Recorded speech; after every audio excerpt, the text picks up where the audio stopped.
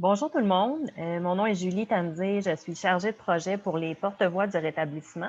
Bienvenue à nos capsules d'entrevues inspirantes, une idée qui provient de notre comité Espoir à l'organisme.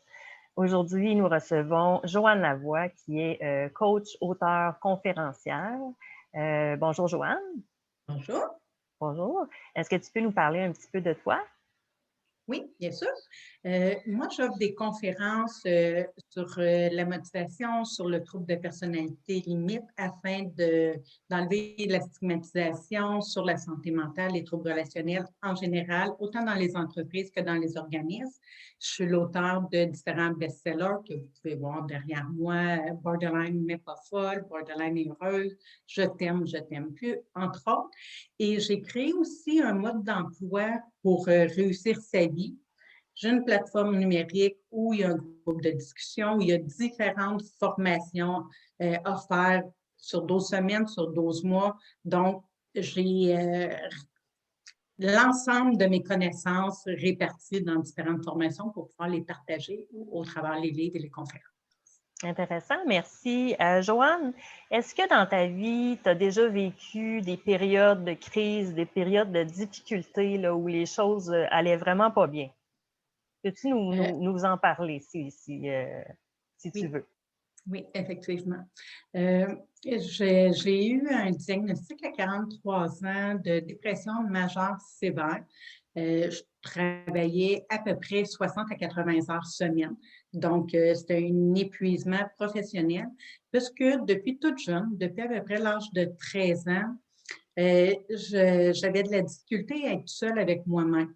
Fait que la stratégie que j'ai trouvée pour éviter d'être seule avec mon mal-être, avec un vide intérieur, ben, c'était d'être dans l'action, de travailler, de sortir, d'être avec des gens, toutes sortes de me retrouver toute seule.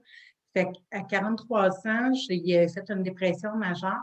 On m'a donné de la médication et ben, j'avais besoin d'encadrement pour prendre cette médication qui me faisait vraiment peur parce que ben, je connaissais des gens qui n'avaient jamais eu d'idée suicidaire.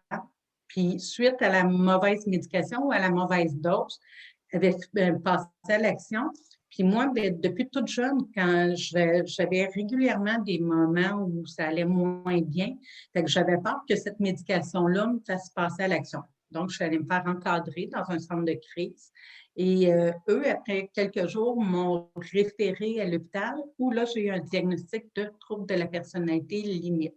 OK. Et j'aurais, mon Dieu, tellement aimé ça, savoir à 13 ans qu'il y avait un nom à ce que je portais et qu'il y avait des outils de faire. Parce que moi, quand on m'a dit ça, ça fait comme, OK, cool. Il y a un nom, je ne suis pas toute seule, premièrement, de savoir qu'on n'est pas tout seul à vivre avec ce mal-être-là, puis qu'il y a des choses qui existent pour aller mieux. Mhm. Donc, c'est ça. Ça a été des périodes de haut et de bas, mais très, très bas. Et la dernière fois, de me réveiller à l'hôpital et de me dire que, OK, non, là, c'est fini. Et si je dois vivre, bien, aussi bien de vivre heureuse, puis de tout essayer ce qu'il faut pour y parvenir. Et j'ai Ça, trouvé plein d'affaires. ça serait quoi une lueur d'espoir? Tu sais, c'est quoi qui a fait, c'est quoi qui a fait que tu as décidé justement de non, non, il faut que je m'en sorte, les choses vont bien aller. C'est quoi, où tu es allé chercher l'espoir? Où je suis allée chercher l'espoir, honnêtement, quand je me suis réveillée à l'hôpital, avant de me réveiller, j'étais comme en deux mondes et j'entendais ma fille. Et je me suis dit, mais mon Dieu, quelle mère épouvantable de faire ça à son enfant. Et j'ai voulu à ce moment-là, j'ai des frissons, je m'excuse, récupérer et y démontrer d'abord à elle que c'est possible de se reprendre en main, de prendre le contrôle de sa vie afin d'être bien avec moi, mais aussi d'être un modèle pour elle, pour lui montrer que tout est possible. C'est possible pour moi, j'ai rien de plus que personne, fait que c'est possible pour tout le monde de bien aller malgré un trouble en santé mentale. C'est le fun. Puis là, tu t'es servi vraiment de tout ça, hein, de tout ton bagage et de ton savoir pour offrir ça aux autres personnes là, qui ont de la difficulté. Puis tout ça, on le voit avec tes livres, avec ton site, avec tes formations, puis tout ça. Dis-moi, est-ce que tu aurais un message pour les personnes qui sont à l'écoute présentement qui seraient dans un moment difficile, qui seraient en période justement de crise, puis qui auraient justement besoin d'une lueur d'espoir, qui ont de la difficulté à la trouver. Qu'est-ce que tu leur dirais? J'ai envie de vous dire ce que j'aurais eu envie d'entendre, que la souffrance, ça ne dure pas toujours, c'est passager. C'est dans la même croyance que le soleil se lève, il se couche, le mal-être, il ne dure pas, il va passer. Et si on n'a pas d'outils, ben oui, il va revenir, mais c'est possible d'avoir des outils, ils devraient être accessibles à tout le monde tout le temps. À l'aide des thérapies, à l'aide de reprogrammation, des bonnes lectures, des ateliers, il y en a plein. Il faut juste faire quelque chose pour changer sa façon de penser, mais le cerveau, il est malléable. Donc, c'est possible de bien aller, il faut l'entraîner comme un entraînement physique. Donc, ce que j'ai envie de vous dire, il n'y a rien qui dure toujours. Le mal-être, là, il va passer. De choisir à tous les jours de faire des activités pour vous faire du bien, que ça devienne un incontournable, puis d'y aller 1 heure à la fois. Une bonne heure à la fois, ça égale du bonheur. Puis Ah, oublier le passé puis le futur, on n'a pas de contrôle dessus. c'est beau, très inspirant. Merci beaucoup, Joanne. Merci d'avoir été présente puis d'avoir partagé tout ça avec nous. Pour le... je m'excuse, je peux pas. Oh non. Pour le tirage? Oui. OK. Le tirage? Oui, excusez. Ben écoute, je ne sais pas si on va le garder comme ça ou pas. Je ne sais pas si je peux le couper, mais on va vivre avec. On est parfaitement imparfait. Donc, Joanne. Et voilà, ça démontre justement aux gens qui vont écouter la capsule que tout est parfait, que oui. nous aussi, on a le droit à l'erreur comme eux. Merci, Joanne. Je vais le garder comme ça juste pour ça. Donc, c'est ça. J'invite les gens à aimer notre page Les Porte-Voix du rétablissement, à visiter notre site Internet, lesportevoix.org.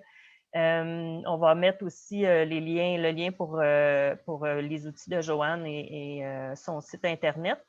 On a dans les prochaines semaines, parmi les invités qu'on reçoit, des cadeaux, des choses que les gens offrent pour éventuellement faire un tirage là, dans les prochaines semaines, là, probablement vers la mi-mars ou la fin mars à peu près. Joanne, qu'est-ce que tu nous offres pour ce tirage-là, comme prix pour ce tirage-là? Je vous offre plein de beaux cadeaux parce que moi, j'aime ça donner beaucoup. Donc, je vous offre la formation La Voix du mieux-être qui est d'une valeur de 900 quand même. C'est une formation sur 12 semaines avec une plateforme numérique où je vous accompagne main dans la main à chaque semaine. Je vous offre aussi l'atelier Un mode d'emploi pour réussir sa vie qui vient avec un guide numérique pour l'année au complet. Je vous offre des capsules de motivation et je vous offre un livre à votre choix. Donc, vous avez 4 cadeaux qui partent de 900 à 25 $ selon ce que vous gagnerez en participant au super concours, en espérant vous donner plein d'outils qui vous remettent sur le droit chemin parce que, mon Dieu, que la vie est belle quand on choisit qu'elle soit belle.